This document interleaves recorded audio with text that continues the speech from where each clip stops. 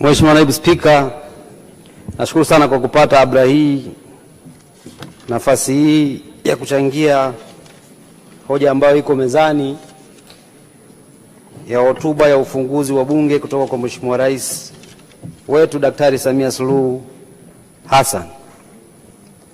Nami namshukuru Mwenyezi Mungu, kwa kweli ni bahati iliyo njema, ni tajamala na sudi kupata nafasi ya kuingia hapa katika awamu ya pili.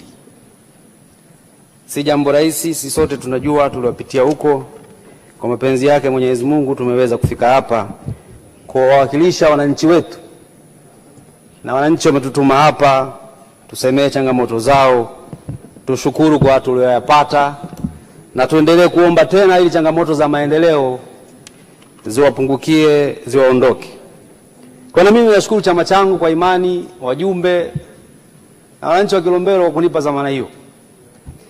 Kwa Mheshimiwa Spika, Naibu wa Spika, kama walivyosema wabunge wengine, nami nasimama hapa katika bunge lako tukufu kwa unyenyekevu mkubwa kushukuru Mheshimiwa Rais kwa yale makubwa ambayo ametufanyia na anaendelea kutufanyia. Kama walivyosema wenzangu, tunaona mawaziri wakihangaika kila kona chini ya kiongozi wao Mheshimiwa Waziri Mkuu Dr. Mwigulu, wakipambana katika kuhakikisha nchi yetu inaenda kwa salama na amani. Vijana na wananchi wa Kilombero wameniambia, Senga, tunakutuma mara ya pili, nenda kashukuru. Tulikuwa tuna barabara ya lami. Hapa kwenye hotuba ya Mheshimiwa Rais ukurasa wa 28 anazungumzia habari hizo barabara za lami kwa majimbo ambao hawajayapata. Sisi tulijua adha ya kukosa barabara ya lami, na barabara hiyo ilikuwa chini ya Wizara ya Fedha wakati huo Mheshimiwa Waziri Mkuu Dr. Mwigulu akiwa waziri wa fedha, ndio barabara ilikuwa pekee iko chini ya Wizara ya Fedha na si Wizara ya Ujenzi.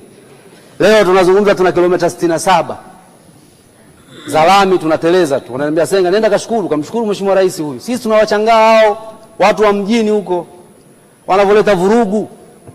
Sisi hatutaki vurugu, na ndio maana Kilombero tarehe 25 ile 26 tulikuwa salama na amani. Vijana wa bodaboda walikuja kwangu hasa pale msikitini mjini, wananiambia, mwambie UCD Mheshimiwa Senga mbunge, sisi hatuna nongwa, kwa nini anatuambia tufunge saa 12?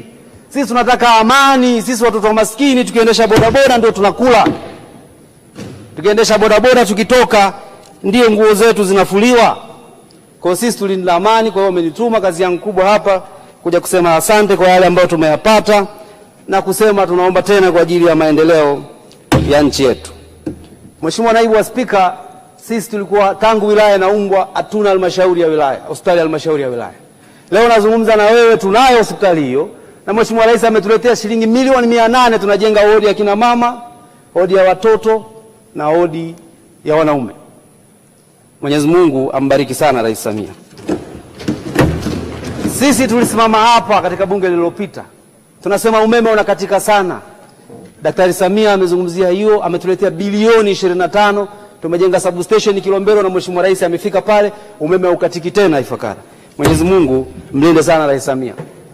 Tunamsihi na kumnasihi rais wetu, Mwenyezi Mungu amjalie kifua kikubwa, kwa sababu mwenyekiti wangu wa vijana Mheshimiwa Sadifa ametoka kusema hapa, alikuwa mwenyekiti wetu wa vijana wa taifa, tulikuwa tukienda naye na anatutuma tuende tukatetee marais waliopita katika mijadala mbalimbali. Tunamwambia Mheshimiwa Rais asife moyo, kwa sababu kuna wananchi hawatampenda wote, lakini hawatampenda kwa huruka zao. Tuliona hivyo kwa mzee wetu Mkapa, yalizungumzwa aliosemwa.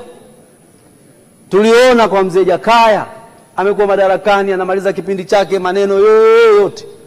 Mzee Jakaya anaondoka madarakani, Mheshimiwa Naibu wa Spika, watu wanakumbuka mazuri yake kwamba hata kilomita 11,000 za lami alifanya yule mzee. Tunamwambia Mheshimiwa Rais, kama walivyosema Rais Magufuli muuaji, na wanaendelea kusema hana jema, wapo. Sasa sijui kama wanasemea gerezani, lakini wanasemea wapi, lakini wanaendelea kusema Rais Magufuli hana jema, pamoja na Mwenyezi Mungu kamchukua. Samia atafanya, atamaliza. Kuna watakaomshukuru na watakaoendelea kusema maneno yake. Asife moyo. Tunamwomba rais wetu asife moyo, yasimuonyeshe kwamba ana katika tamaa.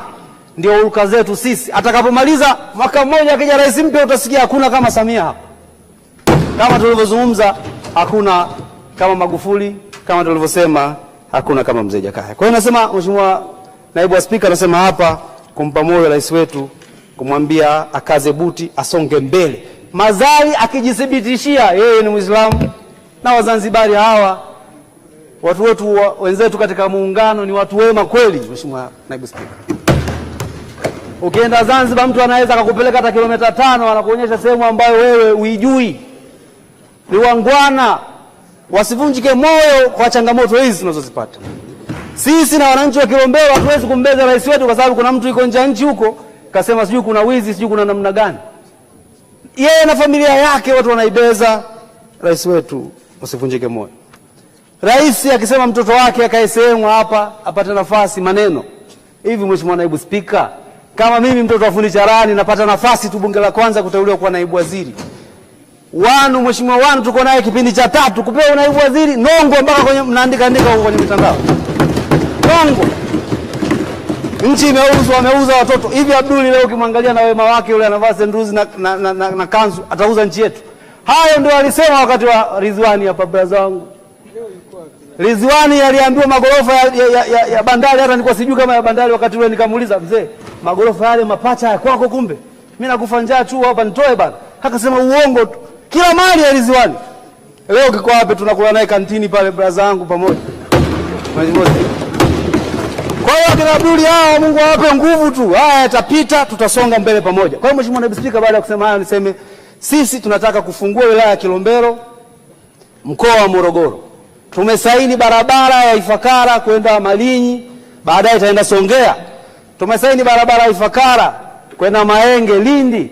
Tumesaini barabara ya Ifakara kwenda Mlimba. Mwenyezi Mungu nakuomba mjalie Rais Samia apate fedha. Barabara hizi zianze. Wananchi wetu wapate raha. Na rais katika hotuba yake amesema uwekezaji mkubwa wa dola bilioni 42 unakuja katika gesi. Tunaunga mkono. Tunaunga mkono uwekezaji wa bandari ya Bagamoyo unganisha na Kwara, SGR iende katika bandari ya Dar es Salaam. Tumeokoa bilioni 256 katika uwekezaji wa bandari ya Dar es Salaam. Tuliwezwa hapa, tulitukanwa, mjadala ulikuwa nchi nzima hapa kuhusu uwekezaji wa bandari.